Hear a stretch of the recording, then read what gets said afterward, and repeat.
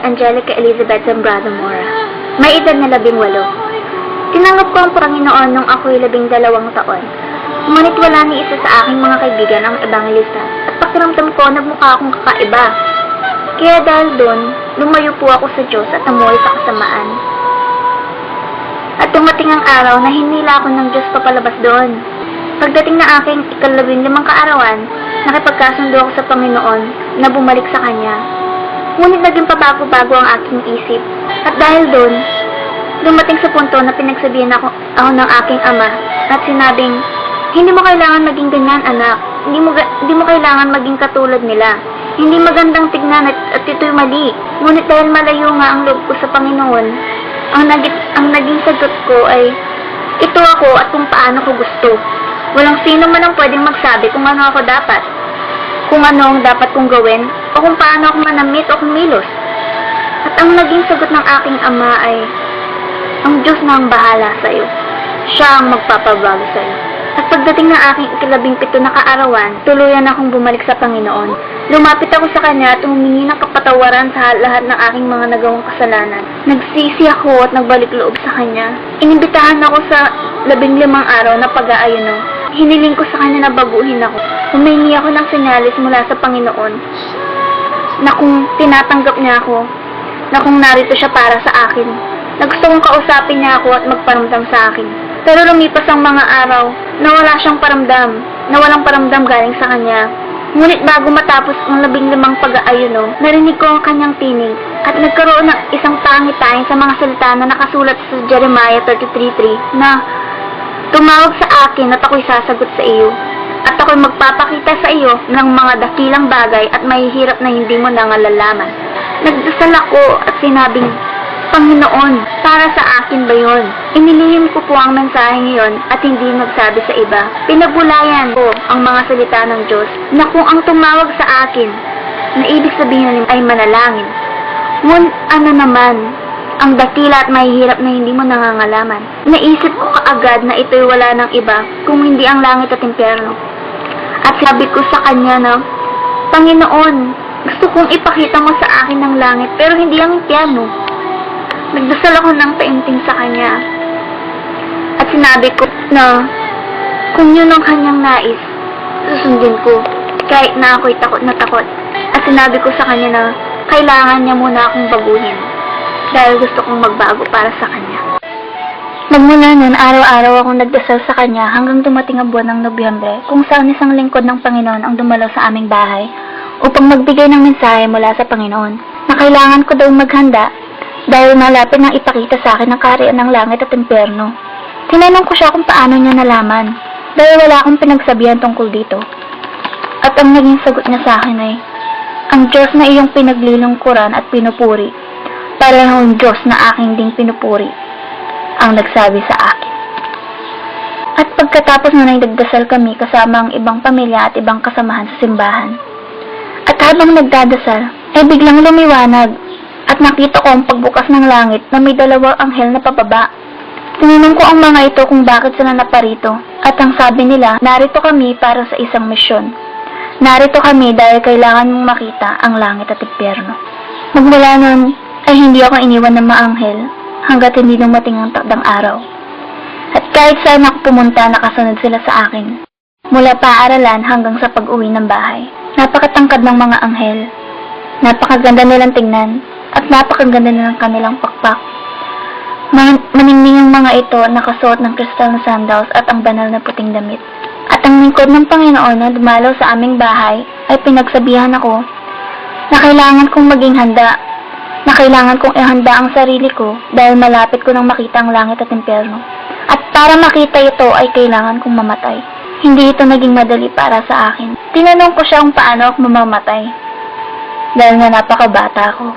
At ang naging sagot niya ay, wala kang kailangan ipag-alala. Lahat ng bagay sa Diyos ay perpekto.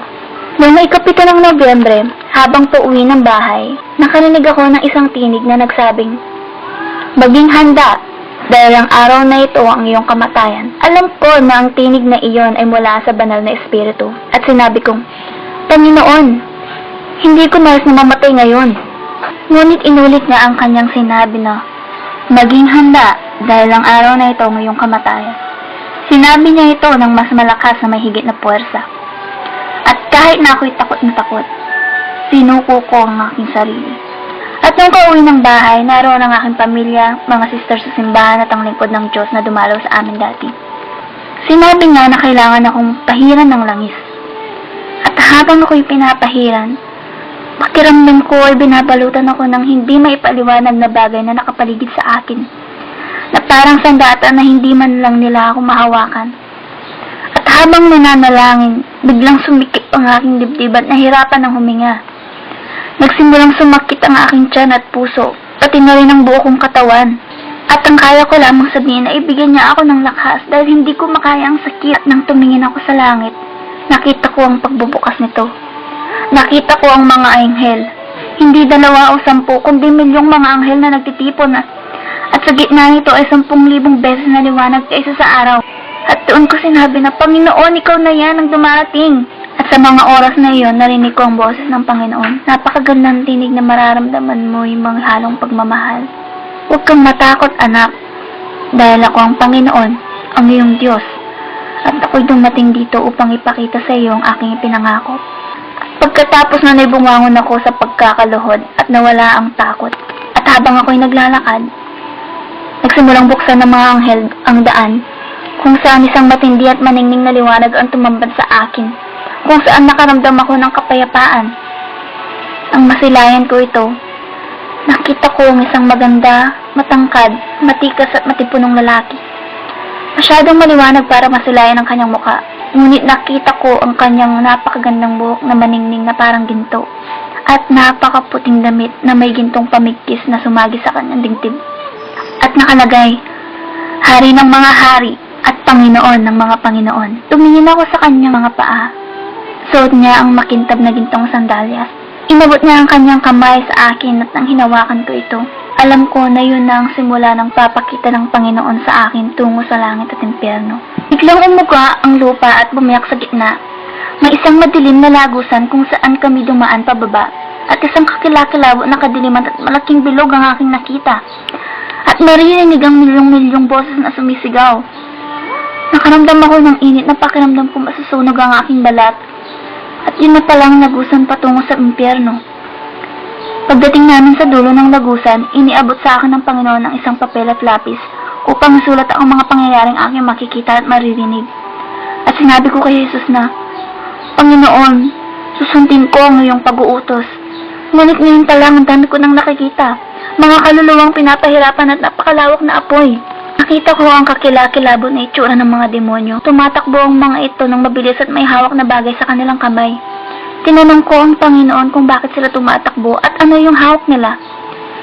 Yun pala ay dahil nagmamadali ng mga ito, dahil alam nilang malapit nang maubos ang kanilang oras, upang sirain ang sangkatauhan at kanyang mga hinirang. At ang bitbit nilang darts ang paraan ng kanilang pagsira sa mga tao, na bawat isang demonyo ay binigyan ng pangalan upang sirain ang tao at dalhin sa lugar na yon. Layunin nilang dalhin ang mga ito sa impyerno. Nakita ko kung paano tumakbo ang mga demonyo papalabas patungo sa ating mundo. At sinabi ni Jesus, tutungo sila sa lupa upang dalhin at itapon ang sangkatauhan sa lugar na ito. At habang sinasabi ito ay humagulgol ng Panginoon sa iyak na parang gusto ko na rin umiyak. Pagkatapos ay dinala ako ng Panginoon sa isang selda kung saan nakita kong isang binatang nasusunog sa gitna ng apoy. Pansin ko rin na may nakasulat sa noon nito, numero 666 na parang nakatattoo din sa kanyang balat. Ang kanyang katawan ay nabubulok at tinuod habang siya ay nasusunog. Sumisigaw ito at humihingi ng tulong sa Panginoon, ngunit ang tugon ng Panginoon ay, huli na, ibinigay ko sa iyo ang pagkakataon at hindi mo ninais magsisi. Itinanong ko sa Panginoon kung bakit naririto ang binata. Ito daw ang malapit sa kanya noon, ngunit gaya ng iba ay tinalikuran siya. Napunta sa maling landas at nalulung sa masamang bisyo. Muling lumuha ang Panginoon at sinabi, hindi ko nilikha ang impyerno para sa sangkatauhan. Nilikha ko ito para sa demonyo at kanyang mga anghel. Ngunit dahil sa kasalanan at kakulangan ng pagsisisi, dito bumabagsak ang mga tao. Anak, ibinigay ko ang aking buhay para sa sangkatauhan. Ibinigay ko ang aking buhay dahil sa pagmamahal at awa, upang sila ay hindi mapunta sa lugar na ito, upang ang sangkatauhan ay magpatuloy sa pagsisi at makapasok sa kaharian ng langit. Doon ko nakita kung gaano hindi matiis ng Panginoong pagluha dahil sa sakit na kanyang nadama habang pinagmamasdan ng mga tao sa impyerno. Sadyang nakakakilabot at nakakatakot ang lugar na iyon. Ngunit dahil kasama ko ang Panginoon, pakiramdam ko ako'y ligtas. Itinanong ko siya kung may kamag-anak ako sa lugar na iyon. At dinala niya ako sa kabilang selda kung saan nakita ko ang isang babaeng hinuud ang kanyang mukha at mga demonyong walang tigil sa pagsaksak sa kanyang katawan. Sumisigaw ito at humihingi ng tulong sa Panginoon. Nagmamakaawa na patawarin at ilabas sa lugar na yon kahit sa loob lamang ng 1 minuto. Hindi ako makapaniwala na makakakita ako ng isang kamag-anak sa lugar na yon. Iyon ang aking lola. Dahil sa hindi pagpapatawad, hindi rin siya pinatawad ng Panginoon. Ayon sa Panginoon, may pag-asa kapag magpatawad habang ikaw ay nasa lupa, at ang mga hindi marunong magpatawad ay hindi makakapasok sa kaharian ng langit. Habang kami ay paalis sa lugar na yon, nakita ko na napakaraming kaluluwa na nahihirapan at nasusunog sa impyerno. Karamihan sa kanila ay niabot ang kanilang kamay upang humingi ng tulong at pakiusapan ng Panginoon na ilabas sila. Ngunit wala nang magawa ang Panginoon at bigla niyang sinabi sa akin na masakit para sa akin na makita ang bagay na ito. Kaya pakiusap, sabihin mo sa mga tao na habang sila ay nabubuhay sa mundo, may pag-asa pa silang magsisi. Bago kami umalis, may huling pugon pang pinakita sa akin ng Panginoon. Sinabi niya na maraming mga sikat na tao sa impyerno at nakarating kami sa lugar kung saan nakita ko ang isang babae. At sinabi ng Panginoon, yung babaeng nakikita mo ay si Selina. Sumisigaw ito at nagmamakaawa sa Panginoon. Ngunit gaya ng sagot niya sa iba, huli na nga ang lahat. Tumingin sa akin ng babae at sinabing, pakiusap, sabihin mo sa mga tao nangyayari dito. Sabihin mo na huwag silang pumunta dito. Sabihin mo huwag na nila pakinggan ang mga kanta ko o kahit awitin ng mga ito. At tinanong ko siya kung bakit. Sinabi niya na bawat oras na ipatugtog at awitin ng kanyang mga kanta ay lalo siyang pinahihirapan sa impyerno at hahagisan ng sibat ng mga demonyo. Maliban dito ay lumalapit din ang mga tao papunta sa impyerno. Tinignan ko ang buong lugar at punong-puno ito ng mga artista at singer na namatay na. Wala silang ginawa kundi magkanta ng walang tigil. Sinabi ng Panginoon na, anak, kung ano man ang ginagawa ng isang tao sa lupa at hindi pa nagsisisi, ayun din ang gagawin dito. At dinala ka ng Panginoon sa lugar kung saan nakita ko ang isang kilalang tao. Noon, akala ko, lahat ng tao na mamatay ay napupunta sa langit. Na lahat ng nagsisimba ay napupunta sa langit. Ngunit mali ako, dahil nakita ko ang isang papang naghihirap sa impyerno. Tinignan ko ang kanyang mukha, at siya ay si Pope John Paul II. Sinabi ng Panginoon na, tingnan mo anak, ang isang papa ay naririto dahil sa kanyang hindi pagsisisi. Walang makasalanan, walang taong sumasamba sa anito, walang sakim at sinungaling ang magmamana sa aking kaharian. Oo, marami siyang bagay na nasabi, ngunit kailanman hindi niya sinabi ang totoo. Kahit alam niya ang katotohanan, pinili niya pa rin ang pera kahit siya ay nangangaral sa mga tao. Hindi niya sinabi sa mga tao na totoo ang impyerno at langit, at ngayon siya ay naririto. Pinangmasdan ko ang papa at may nakabalot sa kanyang lalamunan, isang demonyo na nababalutan ng karayom. Pilit niya itong tinatanggal, ngunit patuloy ding bumabalik. Halika anak, sabi ng Panginoon. Ipapakita ko sa iyo ang buhay ng papang ito. Pinakita ng Diyos ang buhay ni John Paul at nakita ko kung paano siya mahalin ng mga tao. Iniidolo siya ng mga tao imbis ng Panginoon. At sinabi ng Panginoon na napakaraming tao na hahatak ng papa na akala nila sila'y maliligtas nito. Ngunit sinabi ng Panginoon na walang sino man ang makakapagligtas sa isang tao kung hindi siya, wala ng iba. Gusto ng Panginoon na tayo lumapit sa Kanya dahil tayo mahalaga para sa Kanya. Tayo ay mahal niya. Pinakita ng Panginoon ang lugar kung saan maraming taong naglalakad papunta sa impyerno.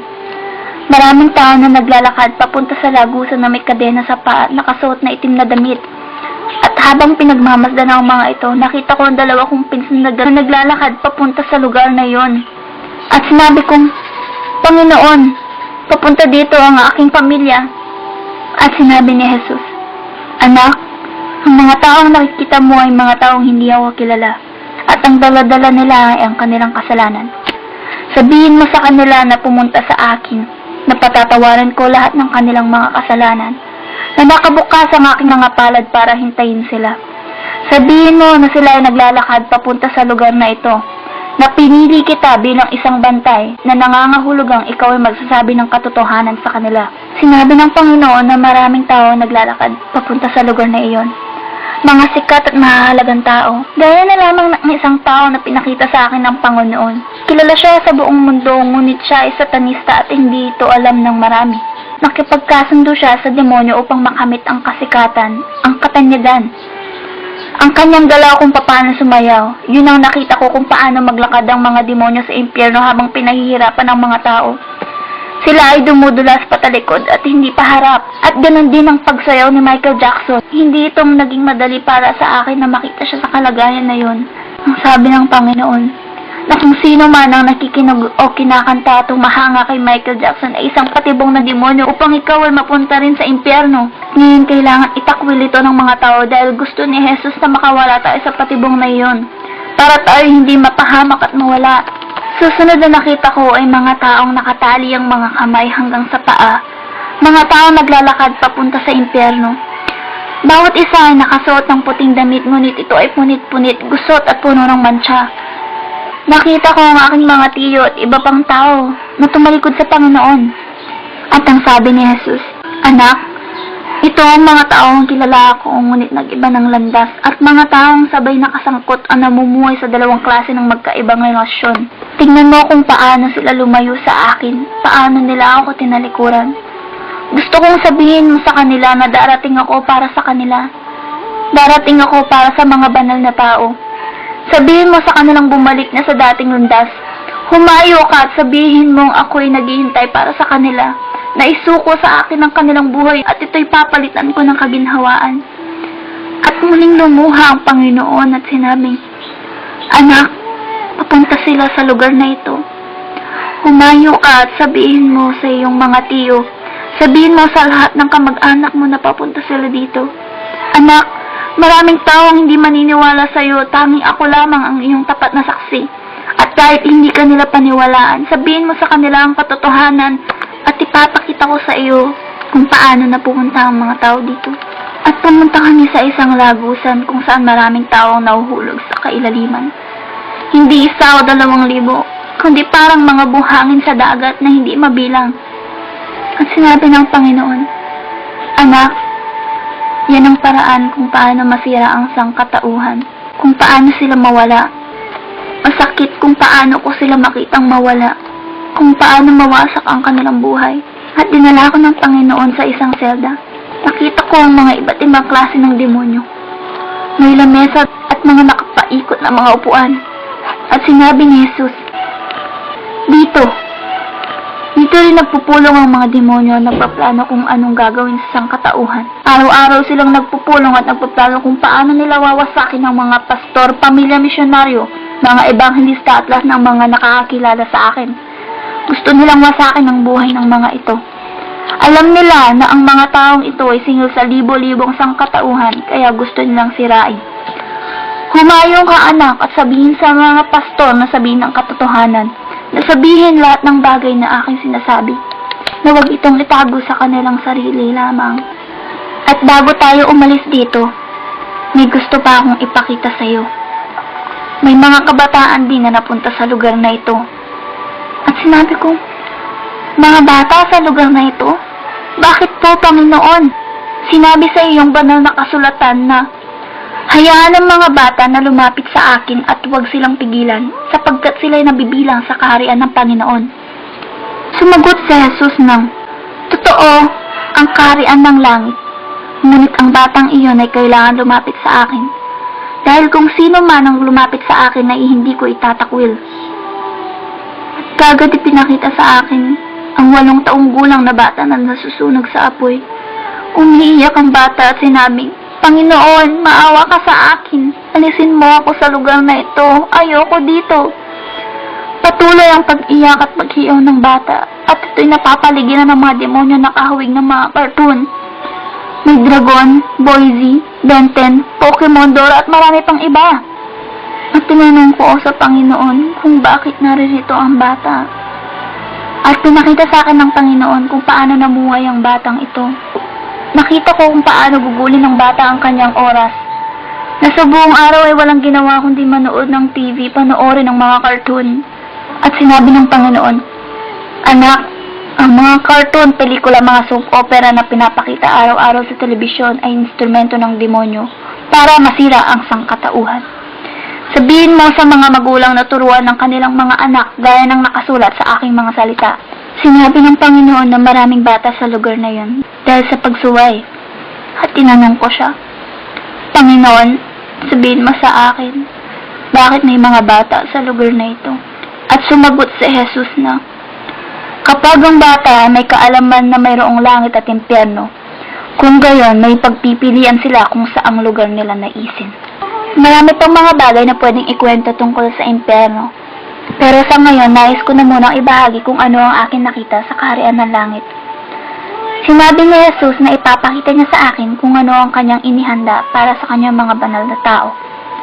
At nang makalabas kami sa lagusan ng impyerno, biglang nagkaroon ng liwanag at kami nagsimula ng pumaitaas sa kaharian ng langit. Sumalubong ang punto na may nakasulat na higanting mga letra na ginto na maligayang pagdating sa kaharian ng langit. Pagkatapos ay bumukas ang pinto at kami pumasok. Nakakita ako ng mga anghel na nagbibigay ng kaluwalhatian, karangalan at kapurihan sa ating Ama. At habang patuloy na naglalakad ay sumalubong ang isang mesang hindi ko makita kung hanggang saan dahil sa haba nito. May mga libo-libong upuan na nakabalot dito at sa pagitan ng bawat upuan ay may damit kasama ng korona. At sinabi ng Panginoon na, Anak, ang nakikita mong korona ay ang putong ng buhay. Nakatakip ang mesa ng isang puting mantel na may ukit ginto sa dulo. May mga plato, gintong kopa, prutas, lahat ay nakahanda sa mesa. At napakaganda nito. May isang napakalaking lalagyan sa gitna ng mesa na naglalaman ng alak para sa hapunan. At sinabi ni Jesus, Anak, lahat ay handa na para sa pagdating ng aking iglesia. Pumunta kami sa ibang lugar at nakita ko ng napakaraming tao sa hardin. Mga taong kilala mula sa Biblia, ngunit hindi sila matanda kung hindi mga bata. At meron isang binata na may hawak na malaking panyo, sumasayaw at pinapaikutan ng Panginoon. At sinabi ni Jesus na, Ang binatang nakikita mo ay ang lingkod na si David. At yun si Joshua, Moses, at yung isang binata ay si Abraham. Yung babaeng nakikita mo banda roon ay ang aking lingkod na si Magdalena at Sarah. Biglang sinabi ng Panginoon na siya si Maria, ang nagbigay ng kapanganakan sa Jesucristo na ako. Gusto kong malaman mo na wala siyang nalalaman sa lahat ng nangyayari sa lupa. Kaya kailangan mong sabihin sa lahat na totoo ang impyerno, na mahal ko sila, na gusto ko silang magsisi para makapasok sa kaharian ng langit. Sabihin mo na walang kinalaman si Maria sa lahat ng nangyayari sa mundo, na ang dapat lang nilang purihin ay wala nang iba kung hindi ako. Dahil hindi si Maria o kung sino mang santo ang makakapagligtas sa kanila. Ako lamang ang makakapagligtas, wala nang iba. Wala na. Ang mga tao ay naloko sa paniniwala sa mga santo na hindi naman pala. Na ito ay likha ng mga kamay ng tao na pinapasukan ng demonyo para maloko sa paniniwala. Gusto ng Panginoon kung ano ang makabubuti para sa lahat. Gusto niya makapasok lahat sa kanyang kaharian na magsisi at umalis sa pagsamba sa mga Diyos. Si Jesus ng Nazareth lamang ang makakapagligtas, ang nagbigay ng buhay niya para sa lahat. At sinabi niya na, pakiusap anak, huwag mong itikong ang iyong bibig at sabihin mo sa kanila ang katotohanan. Sabihin mo kung ano ang pinakita ko sa iyo. Lumingon ako sa malayo at nakita kong lungsod na maningning. Ayon sa Panginoon, ito ay yung mga mansyon na nakahanda para sa kanyang mga tao. Nagsimula kaming maglakad hanggang sa marating ang gintong tulay. At pagkatapos makatawid, ay nakita ko na lahat ng madaanan namin ay gawa sa ginto. Lahat ay napakaganda, napakagaling, parang maningning na salamin. Sadyang higit sa karaniwan. At nakita namin ang makalangit na tahanan at libo-libong anghel na gumagawa ng mansyon. Yung iba ay napakabilis at yung iba naman ay mabagal gumalaw. At may iba rin na halos wala nang ginagawa. At tinanong ko sa Panginoon, bakit ganon? May iba mabilis, may iba mabagal, at yung iba naman ay walang ginagawa. At sumagot siya na, yan ay kung paano magtrabaho ang aking mga tao sa lupa. Gagalaw ang anghel kung gagalaw ang tao. Sadyang hindi na nga kinakalat ang ebanghelyo. Hindi na sila nag-aayuno. Hindi na sila naglalakad sa daan upang mamigay ng mga artikulo na nagsasabi ng katotohanan. Ang aking mga tao ay nahihiya na ngayon. Sabihin mo sa kanila na bumalik sa dating daan. Ang mga anghel na nakita mong walang ginagawa ay pag-ari ng mga taong lumayo at tumalikod sa akin. At habang sinasabi ito ay napaluha muli ang Panginoon. At bigla nakarinig ako ng mga taong nagkakanta at hiniling ko sa kanya na dalhin ako sa lugar na iyon. At pinagmasdan lang ako ng Panginoon. Hindi ko makita ang kanyang mukha, ngunit nakikita ko ang galaw nito. At nakita ko ang mga luhang bumubuhos sa kanyang damit. Tinanong ko siya kung bakit siya umiiyak, ngunit ito ay hindi sumagot. Nakarating kami sa napakagandang hardin. Nakita ko ang mga bulaklak na umuugoy. Noon pala nanggaling ang tinig. Tinuro ng Panginoon ang mga bulaklak at sinabing, tingnan mo anak, pinupuri nila ako at sinasamba. Ang mga tao ay hindi na di tulad noon. Hindi na nila ako pinupuri at sinasamba. Hindi na nila ako hinahanap.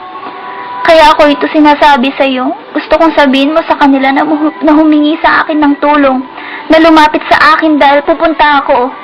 Pupunta ako para sa mga taong naghahanap sa akin. Sa ngalan ng Espiritu at katotohanan. Para sa mga taong handa. Para sa mga taong pinagpala. Darating ako. Darating ako. At doon ko naintindihan kung bakit siya umiiyak. Dahil darating siya, ngunit hindi para sa mga hindi buong pananalig sa kanya. Babalik siya para sa mga taong nananalig sa kanya ng buo, sa espiritual at sa katotohanan. At sinabi ng Panginoon na kailangan ko nang bumalik sa lupa para ikalat sa mga taong aking nakita. Natotoo ang kaluwalhatian ng Panginoon. Natotoo ang aking mga nakita. Ito ay para lumapit sa kanya at magsisi sa mga kasalanan. Ako'y napaluha dahil ninais ko na sanang manatili sa langit at huwag nang bumalik sa lupa. Ngunit tinulo ng Panginoon ang lupa kung saan nakita ko ang aking pamilya. At sinabi ng Panginoon, oras na para bumalik ka sa lupa. Hinihintay ka ng pamilya at ng buong bayan. Lumusong ka sa ilog at ilubog ang iyong sarili. Ngunit bago ako umalis ay pinakita sa akin ng Panginoon ang kanyang pagbalik. kung paano mangyayari ang araw ng kanyang pagdating. Isang malaking screen ang lumantad sa akin. Inobserbahan ko ang buong mundo. At bigla naglaho ang libo-libong tao. Ang mga sanggol na nasa sinapupunan ng mga babae na naglaho at sila'y nagsisisigaw. Maraming mga bata ang naglaho. Ang mga tao ay nagsisitakbuhan, nagsisisigaw na, hindi ito maaari. Anong nangyayari? At ang ibang tao na nakakakilala kay Jesus ay nagsasabing, dumating na si Jesus. At sinusubukan magpakamatay ngunit nananatili silang buhay. May mga aksidenteng nagaganap ngunit wala ni isang bangkayang makikita. Lahat ng tao ay buhay kahit na may pinsala sa katawan. At sinabi ng Panginoon na sa mga araw na iyon, ang kamatayan ay aalis. Sa mga araw na iyon, ang banal na espiritu ay mawawala sa lupa. Sinabi sa akin ng Panginoon, Anak, sabihin mo sa mga tao na magsitawag sa akin habang ako'y malapit. Magiging huli na ang lahat para sa lahat ng maiiwan. Habang pinagmamasdan ng Panginoon ang mga taong naiiwan, nagsimula itong lumuha muli at biglang sinabing, Anak, darating ako sa lupa gaya ng nakasuod sa Biblia. Sapagkat ang Panginoon din ang bababang mula sa langit na may isang sigaw, may tinig ng arkanghel at may trumpeta ng Diyos. At ang mga matay kay Kristo ay unang mga bubuhay na mag-uli. Kung magkagayon, tayong nabubuhay na nangatitira ay aagawin kasama nila sa mga alapaap upang salubungin ng Panginoon sa hangin at sa ganito isa sa Panginoon tayo magpakailanman. Ngunit hindi lahat ay papasok sa kaharian ng langit, kundi ang gumaganap ng kalooban ng aking Ama na nasa langit. Sapagkat sinabi ng Panginoon sa akin na, sundin ninyo ang kapayapaan sa lahat ng mga tao, at ang pagpapakabanal na kung wala sa iyo'y sino man ay di makakakita sa Panginoon. Ngunit tungkol sa araw at oras na yaon walang makakaalam, kahit ang mga anghel sa langit, hindi ang Ama lamang. Pagkatapos magsalita ng Panginoon, ibinalik ako sa lupa. Umabot ng 5 oras bago ko namulat ang aking mga mata at nakapagsalita. Ngunit sobra akong nanghihina at hindi makapagsalita ng maayos. Umabot na ng 2 linggo bago ko nabawi ang aking lakas, at doon ko palang nasabi sa kanila ang lahat ng aking nakita. At sa mga panahon na yon ay dumating ang mga demonyo para pahirapan ako. Nanatili sila ng 3 araw sa amin. Gusto nilang makipagkasundo sa akin na itikom mga aking bibig, na wala akong dapat ipagsabi sa lahat ng aking nakita sa impyerno dahil kung hindi ay papatayin nila ako.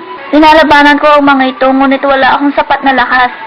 Sinusubukan ko silang labanan muli at biglang nagkaroon ng liwanag. Yun ang Panginoon, at doon ay naglaho ng mga ito. Ang patotoong ito ay hindi kasinungalingan, hindi biro, hindi kwento o panaginip. Totoo ang impyerno sa lahat ng mga hindi naniniwala. Gusto kong ipaalam sa inyo na totoo ito. Ngayon ang araw ng kaligtasan, ngayon ang araw na dapat imbitahin ng Panginoon, ang tagapagligtas sa inyong buhay. Ito ay simple ngunit mahalagang sabihin sa Kanya. Tinatanggap kita, Jesus. Ikaw ang aking tagapagligtas. Ibinibigay ko ng buo ang aking buhay at kaluluwa sa iyo. Gusto kitang makasama ng walang hanggan. Piliin mo ang iyong kapalaran, buhay o kamatayan, langit o impyerno, si Jesus o ang diablo. Ito ay malinaw kung ikaw ba ay nabibilang kay Jesus o sa demonyo. Kahit na ang ginagawa mo ay mabuti o masama, ikaw ang pipili ng tadhana, buhay na walang hanggan o dagat ng apoy. Isipin niyo itong mabuti. Kailangan niyo ng magdesisyon ngayon. Namatay si Jesus para sa atin, para sa ating kasalanan. Binigyan niya tayo ng pagkakataon para mailigtas dahil sa kanyang awa. Tanggapin niyo siya bilang iyong tagapagligtas. At ngayong narinig niyo ang patotoo na ito, huwag niyong hayaan na pagsisihan niyo ito habang buhay sa impyerno. Amen.